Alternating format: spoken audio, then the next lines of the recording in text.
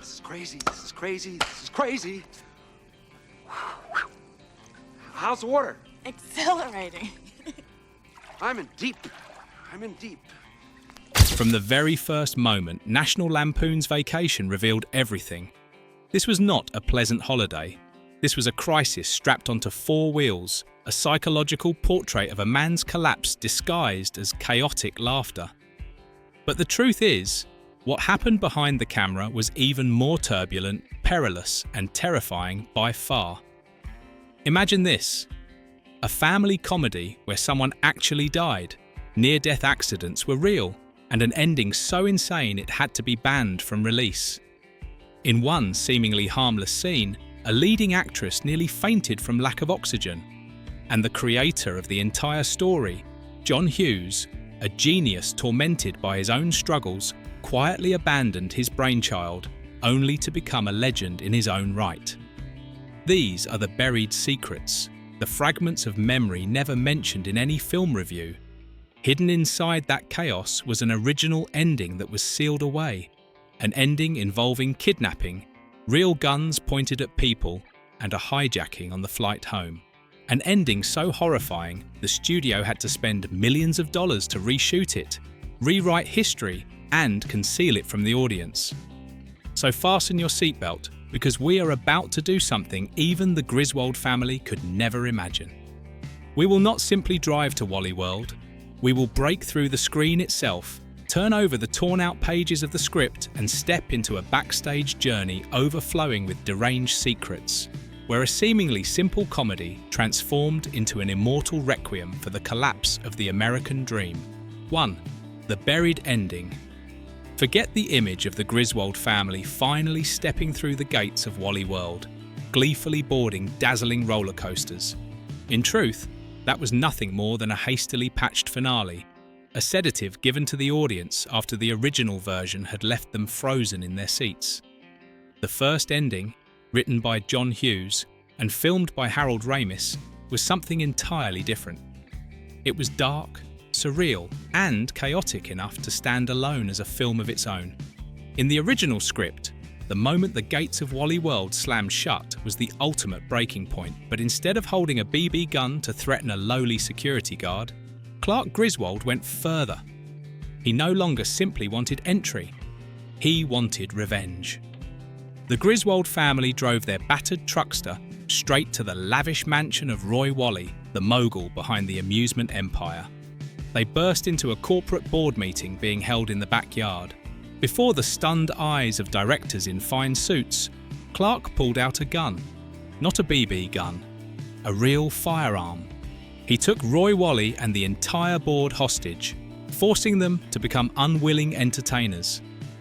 Under the muzzle of a deranged man, the most powerful figures in the entertainment industry had to sing, to dance, to amuse two bewildered children.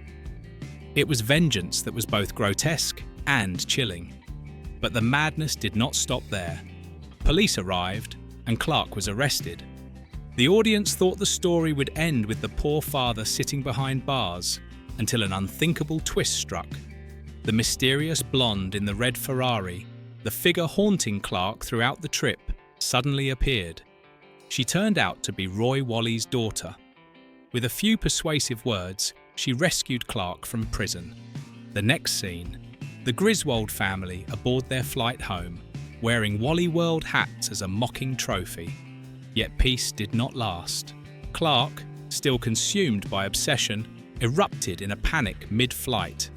He declared he would hijack the plane and fly it back to California. Yes, you heard correctly. Clark Griswold had become a hijacker. When this ending was screened for test audiences, the theatre fell into absolute silence. Not a single laugh, not a single whisper. That silence was more terrifying than any criticism. Warner Brothers panicked. They realised they could not release a family comedy that ended like a Martin Scorsese crime picture. The decision was made instantly. Reshoot the entire finale.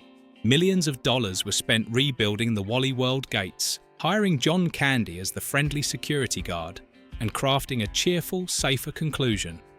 The original ending was locked away in Warner Brothers archives, becoming one of Hollywood's greatest hidden legends.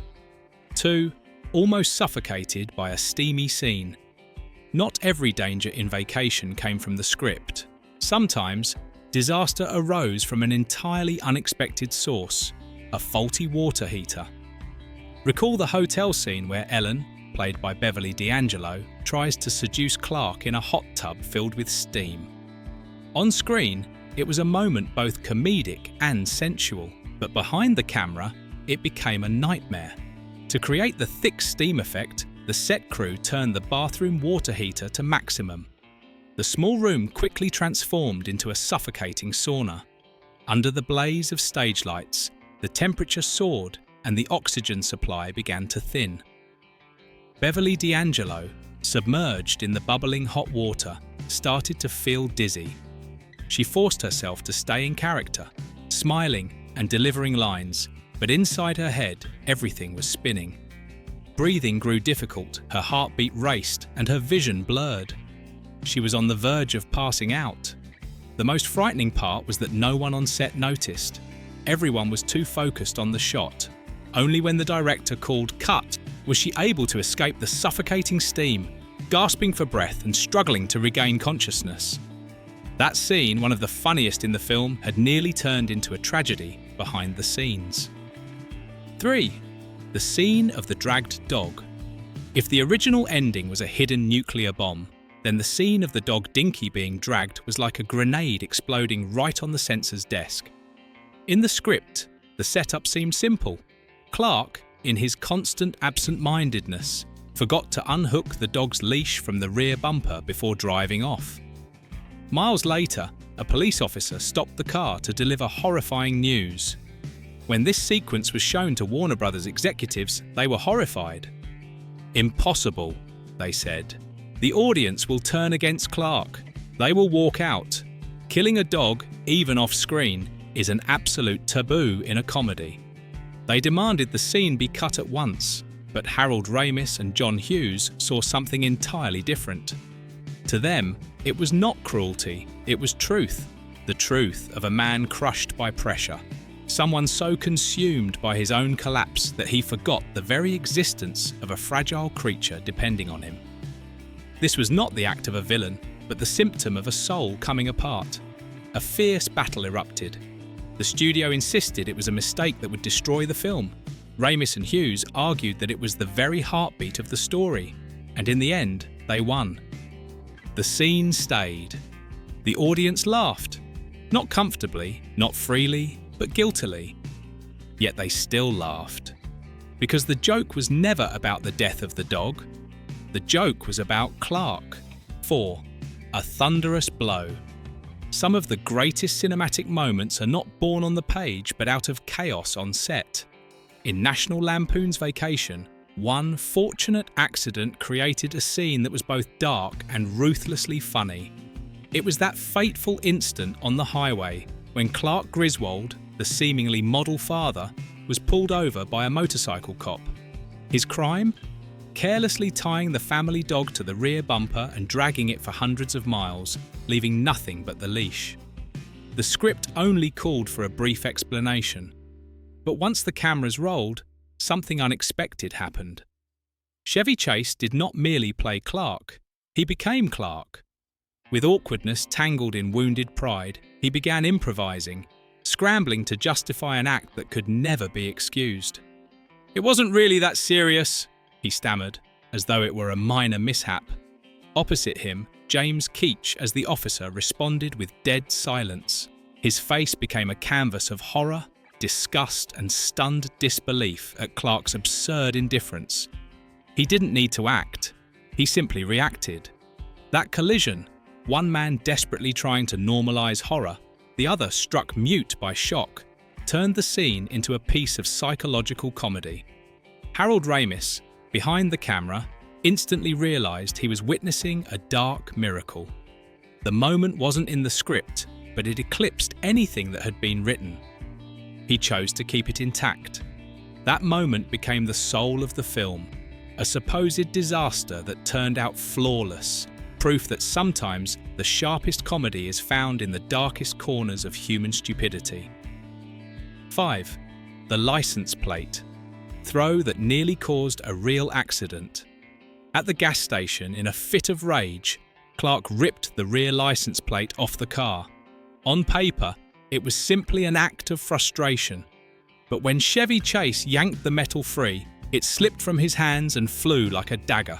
The plate whizzed past the head of a background actress standing at a nearby pump, within a hair's breadth of disaster. If you look closely, you can spot the flash of genuine panic on Chevy Chase's face. That was no acting. It was the real terror of believing he had just caused a serious accident. The camera kept rolling, and the shot remained in the final cut. A moment of real danger forever captured, woven into the story as though it had always belonged there. 6. John Hughes quietly walks away. Every success story has its unsung heroes, and sometimes its bittersweet farewells. For Vacation, that figure was John Hughes. He was not just the screenwriter, he was the father of the Griswold family.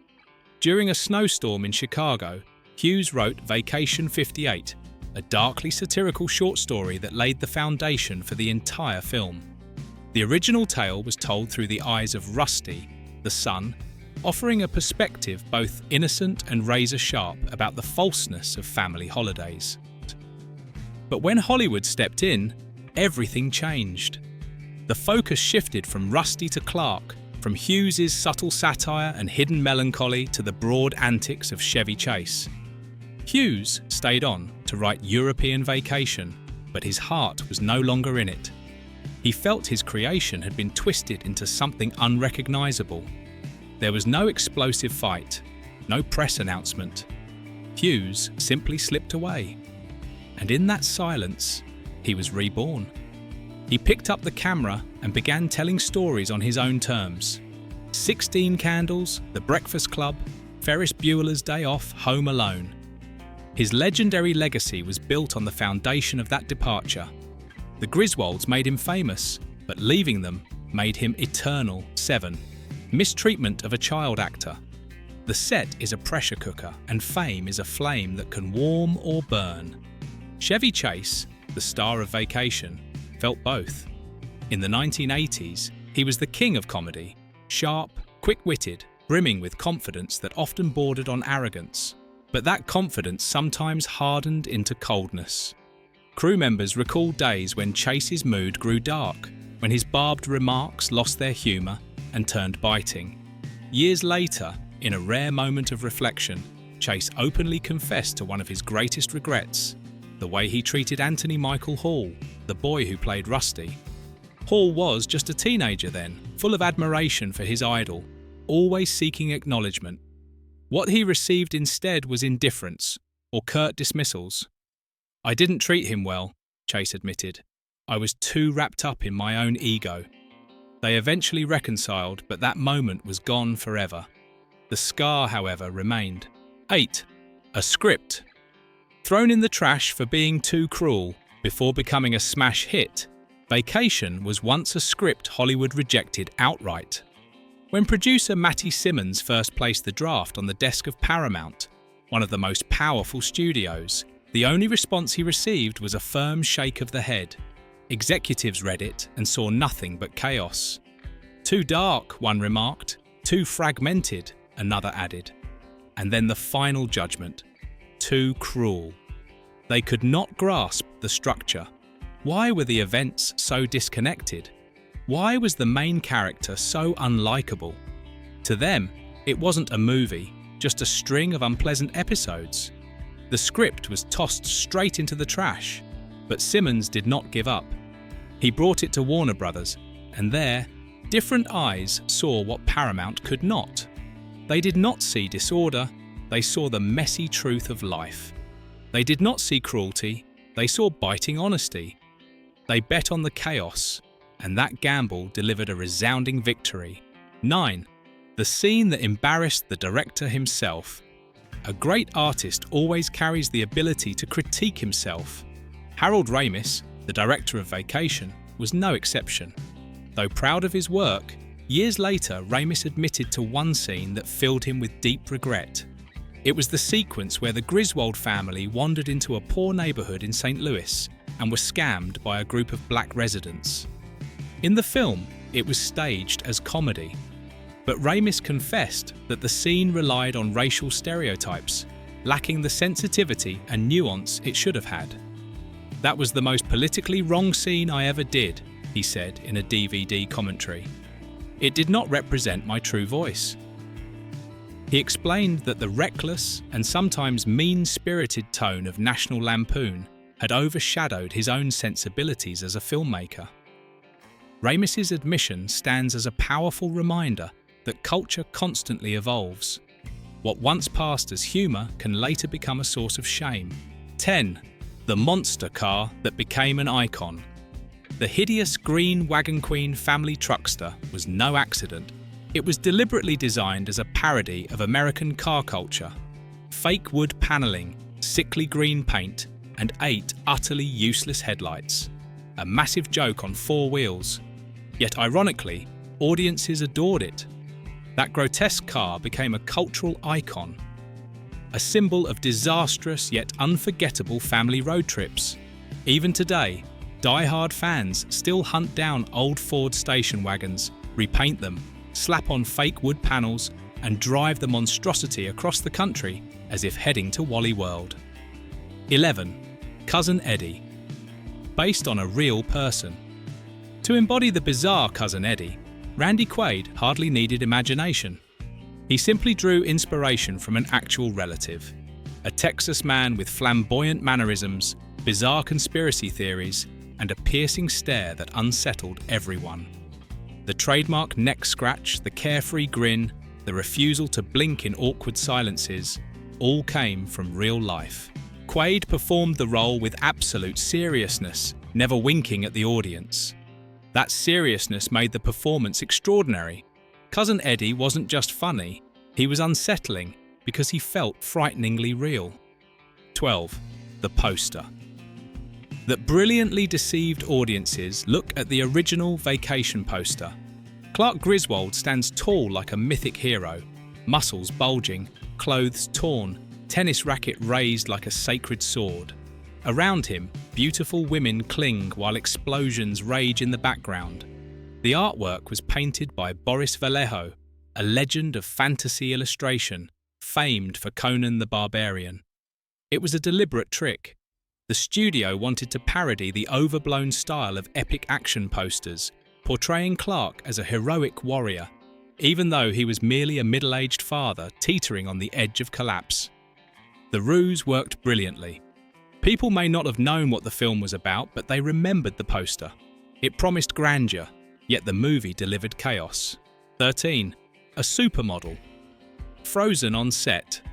Christie Brinkley, the legendary supermodel, the face immortalized with Uptown Girl, entered Vacation with no acting experience, not even a single commercial to her name. On her very first day of shooting, when the camera rolled, she froze completely. Not a single line came out, only silence and a vacant stare. Stage fright consumed her entirely in front of the crew. At one point, the team even considered replacing her. But Harold Ramis chose to give her a chance. He patiently guided her, helping her discover the rhythm of the character. Slowly, something magical happened. The red Ferrari, the mischievous wink, the radiant smile, all of it fused together and became part of cinematic legend. From being utterly paralyzed, Brinkley transformed into an unforgettable icon in just one scene. 14. The running joke of constantly changing actors. Sharp-eyed fans will notice Rusty and Audrey, the Griswold children, look completely different in each film. At first, audiences were confused, but eventually accepted it as a quirky hallmark of the series. But it wasn't sloppiness or scheduling conflicts. It was a deliberate joke crafted by John Hughes and the filmmakers. They thought it would be funnier never to explain it, as if in the Griswold universe, time and space bent so wildly that even the children reincarnated with every new vacation. It underscored the illogical chaos of the Griswold world, where even the constants were never constant. 15. Clark's silent act of madness. One of the subtlest yet clearest signs of Clark's instability lies in a small detail most viewers missed. Early in the film, in a kitchen scene, Clark is drying dishes, but look closely. He never rinses them. He simply takes a dry rag, wipes oily plates, and stacks them back into the cupboard. No musical cue, no dialogue to highlight it. This detail wasn't in the script. It was pure improvisation from Chevy Chase. Later, he admitted it was one of his favourite moments, because in just 10 silent seconds, it captured Clark's quiet collapse, a tragicomic revelation without a single word. 16. Real pain on the roller coaster. The Wally World scenes looked like pure fun on screen, but for the actors, they were a grueling ordeal. To capture all the needed shots, Chevy Chase, Beverly D'Angelo, and the two child actors had to ride the roller coasters dozens of times, loop after loop, take after take. By the end of the shooting day, the nausea was real, the headaches were real, and the screams you hear in the film, at first performed, eventually became the genuine cries of exhaustion and motion sickness. People often say comedy is pain. In this case, it was motion sickness too. 17. The boxed-in career of the leading lady. For Beverly D'Angelo, Ellen, vacation was both a blessing and a curse. Before the film, she was known as a serious stage actress with a wide range. The movie gave her global recognition and financial stability, but it also boxed in her career. After Ellen Griswold, casting directors mostly saw her as suited only for comedies, for bumbling wife roles, rather than serious, layered performances.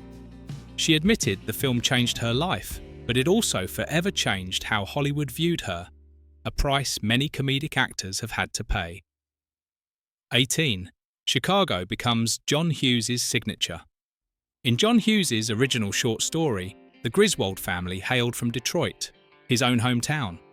But when the script went into production, the studio suggested relocating it to Chicago, considered a truer emblem of middle-class America. Hughes agreed. That seemingly minor decision accidentally laid the foundation for the Hughes cinematic universe. From Vacation onward, nearly all of his classics, 16 Candles, Ferris Bueller's Day Off, Home Alone, were set in Chicago or its suburbs. What began as a simple production note became an enduring legacy. 19. The forgotten song that became immortal. You can probably hear it right now, can't you? The playful guitar of Holiday Road. The song, written specifically for Vacation by Lindsey Buckingham of Fleetwood Mac, was met with indifference when it first appeared. It only reached number 82 on the Billboard chart and was ignored by radio stations. Yet something strange happened. The song slowly rooted itself into popular culture. It resurfaced in the sequels, in commercials, in memes, and became a staple of road trip playlists. It wasn't written to be immortal. It simply never went away. And now, when you hear it, you don't think a famous hit. You think, oh no, Clark's driving again. 20. The film that saved an entire brand. And in the end, Vacation was not just a comedy. It was a rescue mission. Before its summer 1983 release, the National Lampoon brand was on the verge of collapse. After the explosive success of Animal House, they suffered 2 consecutive box office failures. Studios doubted whether audiences still cared for their brand of anarchic humour. With a modest $15 million budget, no one wanted to bet on a film so chaotic, biting and odd as Vacation. But when it hit theatres, the unthinkable happened. It exploded, grossing over $61 million, 4 times its cost.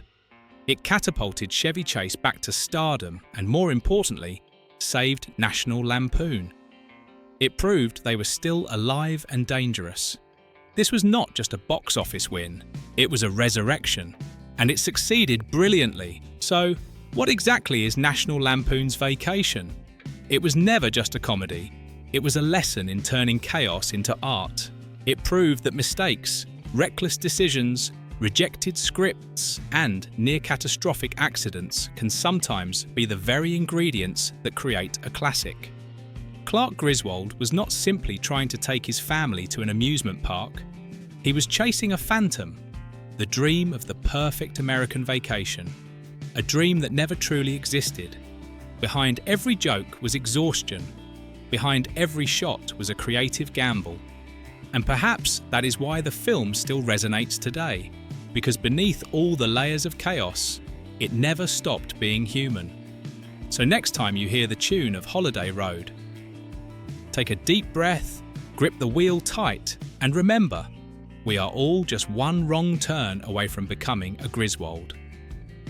And maybe that's not entirely a bad thing. And that is the full collection of insane truths hidden behind National Lampoon's Vacation. If you enjoyed this video, don't forget to like, subscribe, and hit the notification bell so you won't miss the next unusual behind-the-scenes story.